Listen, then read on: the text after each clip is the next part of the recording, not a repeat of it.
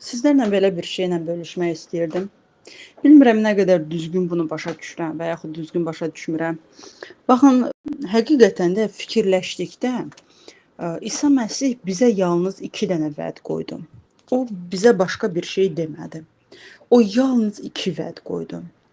Bütün qəlbinlə, varlığınla Rəbbi sevməyi və öz qonşunu özün kimi sevməyi. Bundan başqa o bir vəd qoymadı. Bu 2 vəd. Yəni ki, hər vədin də təməli məhəbbətdir. Və inanın, belə düşünürdüm, həqiqətən də sevmək, sən mənə, mən sənə sevmək deyil. Rəbb bizə vəd elədiyi bir məhəbbətlə sevmək həqiqətən də çox çətindir. Çünki belə məhəbbətdə sənin qürurun sınır, sənin istəklərin sınır, harda sənin arzuların sınır, hardasa sənin hörmətin sınır. Amma bunlara baxmayaraq, biz həqiqətən də sevməyə öyrənməliyik. Çünki Rəbb bizi bu yer üzünə bunun üçün göndərdi. Və bunu hər kəsə bəyan eləmək üçün bizi burada bərqərar elədi öz müqəddəs ruhunda, öz bədənində, öz qanında. Bəzən bir dünyadan gəlmiş bir insan, bir çox nöqsanı ilə, bir çox pis vərdişi ilə, düzgün olmayan həyat tərzi ilə imanlılar arasına düşəndə qınaq altına düşür. Və inanın, o bir də o mühitə düşmək istəmir. O bir də o mühitə qayıtmaq istəmir. Çünki hər kəs orada onu qınadı.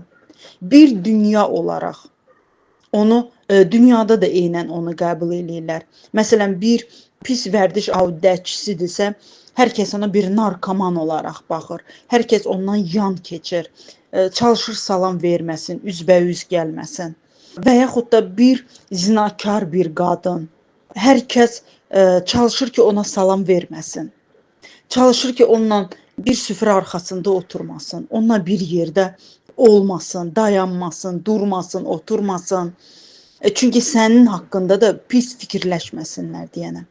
Amma inanın, bu Rəbbin işığını əks eləmir. Çünki baxın, İsa Məsih heç vaxtı heç kəsi qınamadı. Belə kəlmə söz belə atmadı. Düzgün olmayan bir baxış belə eləmədi. Belə qadınlardan biri zinakar qadın. Onu həqiqətən də zina elədiyi bir yerdə tutmuşlar. Kiminsə hayküyünə deyil, o zina etdiyi bir yerdən onu götürüb gətirmişdilər. Və İsa Məsih neynədi? O onu bağışladı və öz məhəbbətini göstərdi. O onu qınamadı. O ona ağıl öyrətmədi. O sadəcə ona dedi ki, bir də bu işi görmə. Mən səni bağışladım. Zakkey, o oğru idi, o rüşvətxor idi, o çox kobud bir insandı. Çünki kəlam deyir ki, hər kəs ondan qorxurdu və hər kəs ondan çəkinirdi, uzaqda dururdu. Amma İsa Məsih neynədi? Onun evinə getdi. Onunla bir süfrə arxasına oturaraq ona heç bir şey demədi. Heç bir şey. Sadəcə onunla bir süfrə arxasına oturdu. Və o Zakkey, o işığı, o məhəbbəti gördükdə o nə dedi? Dedi, mən hər kəsə 4 qatına, kimdən oğramışamsa, mən 4 qatına qaytaracağam. Baxın, məhəbbət budur. Həqiqətən də biz bəzən Rəbbin məhəbbətini bir başqa şeylərlə əvəz edirik, bir başqa şeylərlə səhv salırıq. Rəbbin məhəbbəti sorğusuzdur, hesabatsızdır. Rəbbin məhəbbəti izahsızdır. Necə deyim, heç nə əvəzinə tələb eləmir. Səndən vəd istəmir. Sən bunu eləyəcəksən, mən səni sevəcəm. Sən bunu eləməsən, mənim məhəbbətim sənə qarşı qutardı. Bax, mən səni təmizləyirəm, düzgün yolun yolçusu ol. Amma sabah sən birdən yenə də görsəm ki, sən zina elədin, yolu azdın, Qurtardı getdi. Mən səni tanımıram, sən də məni tanımırsan. Bununla da bizim məhəbbətimiz qurtardı. Rəbb belə demir. Rəbb deyir, 7 dəfə yıxılacaqsan. Mən səni 7 dəfə də qaldıracağam. Yəni ki, sən nə qədər yıxılsan da, mən əlimi hər zaman sənə uzadacağam. Baxın, məhəbbət budur. Həqiqətən də, baxın, başqa bir yerdə deyir ki, bir üzünə tüpürsə, sən silib o biri üzünü ver. Baxın, məhəbbət budur. Həqiqətən də məhəbbət budur. Bəzən, bilirsiniz necə, elə bir ki, özümdən hesabat alıram və özümdən hesabat aldıqda özümdən soruşuram, sən məhəbbət nə olduğunu bilirsənmi? Və bəzən, inanın, o sualın cavabı məni qane eləmir. Çünki həqiqətdə bilmirəm. Çünki bəzən mənim məhəbbətim alverçi məhəbbətdir. Sən mənə, mən sənə. Bəzən mənim məhəbbətim sən özünü aparmağından asılıdır. Sən mənə verdiyin münasibətdən asılıdır. Sənin mənə qarşı olan məhəbbətindən asılıdır. Mənə, yəni ki, elədiyin hörmətin əvəzinə mən sənə öz məhəbbətimi verirəm. Yox, səndən hörmət görməsəm, mən sənə məhəbbətimi vermirəm və səndən yan gəzirəm. Bu məhəbbət deyil. İnanın, bu insana məxsus olan bir şeylərdir. Amma Rəbbin məhəbbəti bu cürünə deyil. Və biz kəlamın ta başlanğıcından axırına kimi bunu oxuya bilərik. Hər yerdə Rəbb neynirdi? Rəbb hər yerdə məhəbbətini göstərirdi. O heç kəsi qınamadı.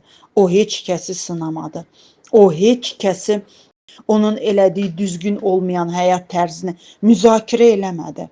O sadəcə onu olduğu kimi qəbul elədi və olduğu kimi sevdi. Həqiqətən də, baxın, biz bu cürünə məhəbbətə öyrənməliyik. Əvəzinə heç nə istəmədən. Elə sevə bilək ki, baxmayaraq ki, bizə qarşı olan münasibət necə olursa olsun, amma biz Rəbbin işığı olaraq, Rəbbin nuru olaraq, Rəbbin məhəbbətini hər kəsə bəyan eləyə bilək. Rəbbsiz hər bir şey puçdur. Həqiqətən də bu belədir. Bəzən insan bu həyatın axarına düşür və bəzən Rəbb qalır elə bir ki, arxa planda və həyatın bu qarma-qarışıqlığı səni belə başdan başına alır, aparır özü ilə. Amma inanın, o qarışıqlıq içində, o səs-küy içində, qəlbinin içində daim o Rəbbi axtarır insan. Həqiqətən də Rəblə yaşamaq bir başqa bir şeydir. Rəblə həyat sürmək bir başqa bir şeydir. Hər bir sözdə, hər bir gözəllikdə Rəbbi axtarmağa başqa bir şeydir. İnanın, bir vərdiş deyil də, həqiqətən də qəlbdən, içindən gələn bir məhəbbəti Rəbbə bəxş eləmək bir başqa bir şeydir. Bəzən əvvəl elə bir ki, bilirsiniz, insan bunu başa düşmür və özünü nəyəsə məcbur eləyir ki, Rəbb üçün eləsin, Rəbbin qarşısına gəlsin. Amma zaman ötdükcə və həqiqətdə Rəbbə vurulduqca, Rəbbi sevdikcə başa düşürsən ki, həqiqətən də onsuz həyat o qədər bir qaranlıqdır, dadsızdır, duzsuzdur. O həyatın sevinci yoxdur, o həyatın mənası yoxdur. Amma Rəblə hər şeyə məna qatılır, Rəblə hər şeyə rəng qatılır. Və min şükür olsun ki, hər birimiz Rəbbin evladıyıq, min şükür olsun ki, hər birimiz Rəbbə məxsusuq. Çox gözəl bir kəlamda deyir, Peter onlara cavab verərək deyir, tövbə edin, hamınız İsa Məsihin adı ilə vəftiz olunun. Onda günahlarınız bağışlanacaq və bəxşiş olaraq müqəddəs ruh alacaqsınız. İnanın, bu dünya bu bəxşişin nə qədər mühüm, nə qədər böyük, nə qədər böyük bir hədiyyə olduğunu başa düşmür. Bəzən biz də bunu danırıq, amma müqəddəs ruh o qədər böyük bir bəxşişdir bizim həyatımızda. O qədər böyük bir nimətdir bizim həyatımızda. O qədər bir böyük varlıqdır bizim həyatımızda. Bu bizə verilən bu niməti iki əlli saxlayın. Çünki müqəddəs ruh hər zaman bizi köhnəlikdən alaraq yeniliyə doğru aparır. Hər zaman bizi yeniləyir. Rəbb İsa'da yeniləyir. O ruhda yeniləyir. Ruh sağlam olduqda insan fiziki də sağlam olmağa başlayır. İnsanın düşüncəsi sağlam olduqda inanın insanın bədəni də sağlam olur. Baxın, biz bunları kəlam vasitəsilə bilirik. Bunu bizə kəlam hər zaman deyir, hər zaman buna öyrədir ki, düşüncə tərzinizi dəyişdirin. Görmədiyinizi gördüyünüz kimi qəbul eləyin və o həyatınızda bərqərar olacaqdır. Baxın, bunu 2000 il bundan qabaq İsa Məsih deyirdi. Bunu 2000 il bundan qabaq peyğəmbərlər deyirdi. Bunu görün neçə minlər qabaq bizə bir peyğəmbərlik olaraq bu gəlib və bu kəlam, bu peyğəmbərlik, bu həyatın təməli bizim əlimizdədir, Rəbbin kəlamı. Amma indiki psixoloqlar buna indi qədəm batmağa başlayırlar. Yəni ki, qədəm atmağa, ayaq atmağa başlayırlar və başlayırlar insanlara öyrətməyə ki, düşüncə tərzinizi dəyişdirin. Həqiqətən də bu belədir.